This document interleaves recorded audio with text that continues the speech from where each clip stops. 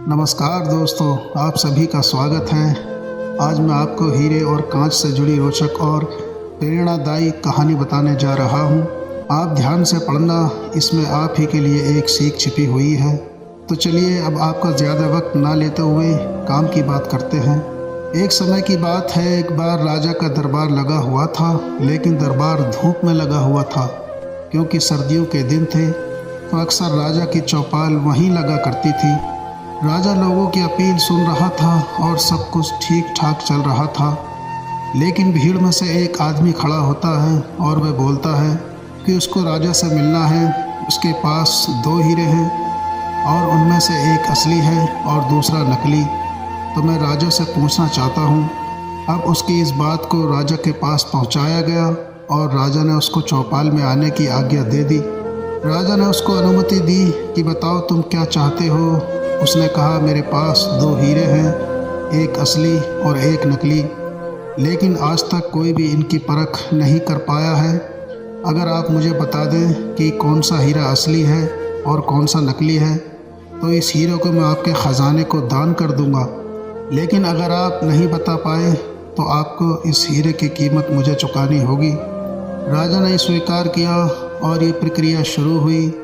सब अपना अपना दिमाग लगा रहे थे, लेकिन हिम्मत कोई भी नहीं कर रहा था, क्योंकि सबको डर था कहीं राजा ये शर्त हार गया तो क्या पता हार का ठिकरा हमारे माथे मढ़ दिया जाए। तो कोई आगे नहीं आया। आखिरकार राजा ने ही बता दिया कि मैं इसको बता पाने में असमर्थ हूँ। लेकिन तुरंत एक घटना घटी। भीड़ में से एक अंधे बुजुर्ग खड़े हुए और बोले कि अगर मुझे मौका दिया जाए तो मैं बता सकता हूँ कि असली हीरा कौन सा है और नकली हीरा कौन सा है। राजा को प्रसन्नता हुई कि चलो कोई तो है। अब उन बुजुर्ग ने 1 मिनट में बता दिया कि ये हीरा असली है और ये हीरा नकली है। लेकिन उन्होंने बताया कैसे? राजा ने उनको धन्यवाद दिया कि आपने आज राज्य की इज्जत बचा ली और एक हीरा अब राज्य के ख़जाने में आ रहा है, अन्यथा हमें इस हीरे की जितनी कीमत चुकानी पड़ती। हीरे को महल में ले जाने की तैयारी हुई, लेकिन उससे पहले राजा ने उन बुजुर्ग से निवेदन किया और पूछा कि आप ये तो बताइए कि आपने इस हीरे को पहचाना कैसे, जबकि आप तो देख पाने में भी सक्षम नहीं हैं। और जो देख पाने में सक्षम थे वो जवाब नहीं दे पाए। अब बुजुर्ग की ये बात ध्यान से सुनना। उन्होंने कहा कि ये पता लगाना आसान था, क्योंकि जो असली हीरा था वो ठंडा था और जो नकली हीरा था वो गर्म था। धूप की वजह से जो हीरा गर्म हो गया, मतलब वो कांच से बना हुआ था, और जो असली हीरा था वह धूप में भी शांत रहा, यानी ठंडा रहा। यही तो खासियत है हीरे की।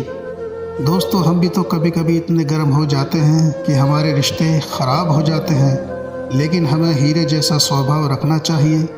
परिस्थितियाँ चाहे कैसी भी हों, अगर हम ठंडे रहेंगे तो इससे हमारा ही फ़ायदा है। कुल मिला के बात यही है, हीरा बनिए, कांच नहीं। तो दोस्तों, ये थी आज की हमारी कहानी। आपको कैसे लगी कमेंट करके ज़रूर बताएं। वीडियो को लाइक कर दीजिए और इसी तरह की कहानी लगातार देखने और सुनने के लिए चैनल को सब्सक्राइब करें। घंटी को दबाकर ऑल पर सेट कर लीजिए ताकि आने वाली वीडियो का नोटिफिकेशन आपके पास तुरंत पहुँचे। मिलते हैं आपसे अगली वीडियो में, तब तक के लिए धन्यवाद।